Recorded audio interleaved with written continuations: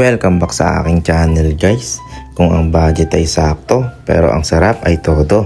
Kaya tara na, simulan na natin ang saya. Jay is on the way! Sa video na ito ay gagawa tayo ng isa sa mga paboritong comfort food ng mga Pinoy. Ito ay ang sinigang. Tara, simulan na natin. Ang mga ingredients na gagamitin pala natin ngayon ay pork, isang sibuyas, 2 kamatis, 1 labanos, 2 talong, 1 bungkus ng kangkong, 3 siling pula, sinigang mix, patis, asin at tubig. Sa isang kawali, pirituhin muna natin ang pork para medyo crispy ang laman nito. Huwag ka na magtaka bakit ko siya pinrito. Ikaw nga, single pa din hanggang ngayon. Nagreklamo ba ako? Sa una lang naman niya masaya. Maghihiwalay din naman kayo niyan. Uy, grabe ka naman, boss. Prituhin nga lang natin yung baboy ng paganyan tsaka pag ganun. Hintayin lang natin siya medyo ma-toasted. At kapag na-toasted na yan, baligtarin na natin. Sa mga oras na yan ay binaligtad ko na nga yung baboy. Kasi nagdidikit na siya sa kawali. Partida, non-stick pa yan. Ewan ko ba bakit ganyan. Kaya siguro dumidikit kasi nagpapakita yan ng motibo.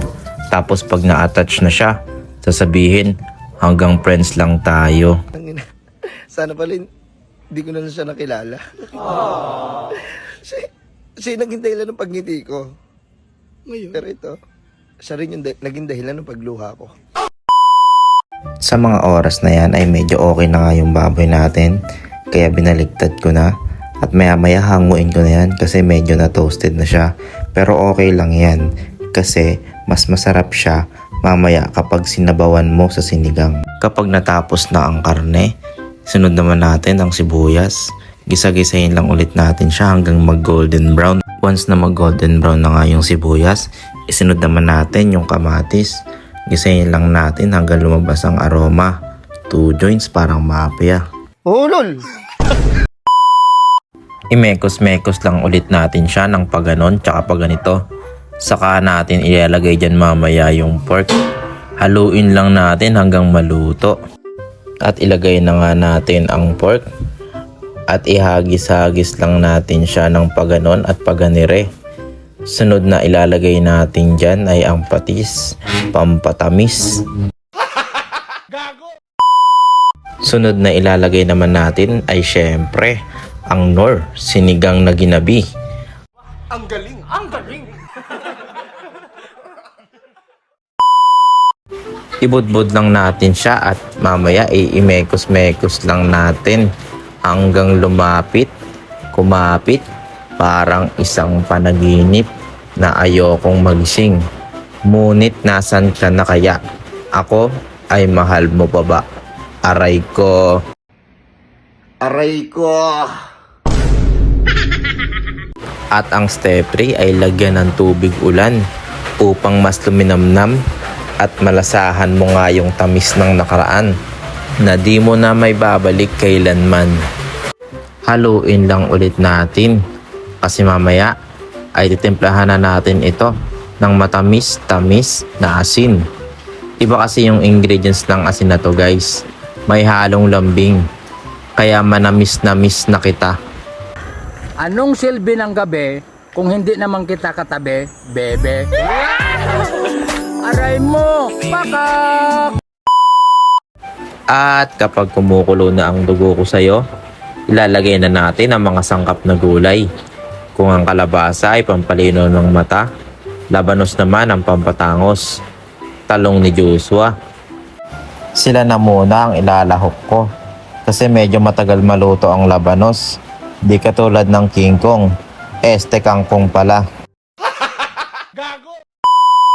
Hayaan lang natin kumulo hanggang sa maluto ang mga gulay, ang mga labanos na pampatangos at talong ni Joshua.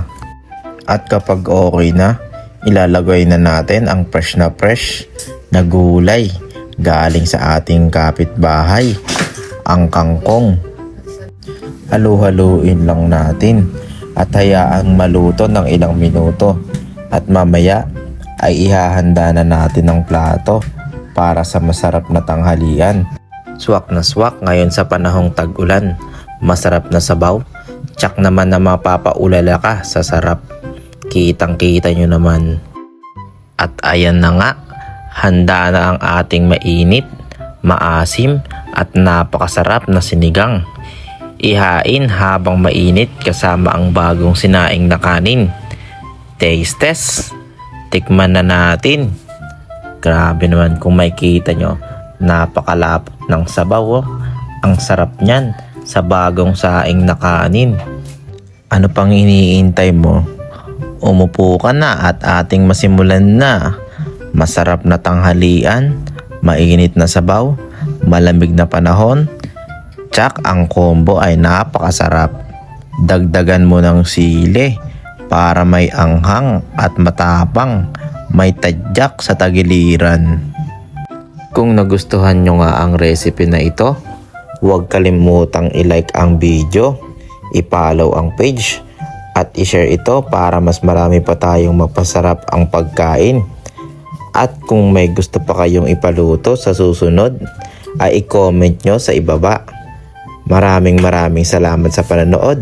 Hanggang sa susunod nating luto. Jay is on the way!